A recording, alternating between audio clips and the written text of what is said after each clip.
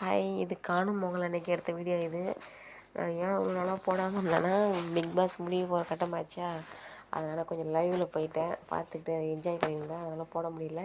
அதனால் இன்றைக்கி போடுறேன். காலையிலே வந்து வெஜிடபிள் பிரியாணி செஞ்சு வெங்காயம் எடுத்து வச்சு சாப்பிட்டாச்சு. கொஞ்சம் எல்லாம் விளையாண்டோம் அங்கே போய்.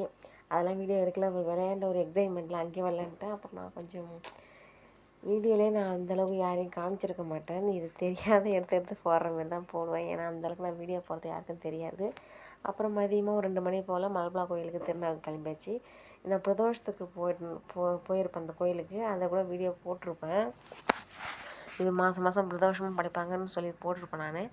அந்த கோயில் தான் எப்பவுமே நடக்கும். இங்கே வந்து பிள்ளையார் இருப்பாங்க, முருகர் இருப்பாங்க, எல்லா சாமியுமே இங்கே இருக்கும்.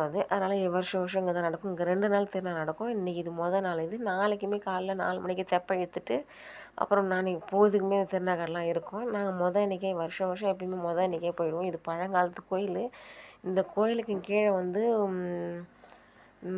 எத்தனை ஒரு அரண்மனையோ என்னமோ கீழே இந்த கோயிலுக்கு கீழே இருக்குது. ஒரு கதையே இருக்குது. எனக்கு ஃபுல்லாக தெரியல, ஒரு சில பாதி தான் தெரியும் இந்த கதை.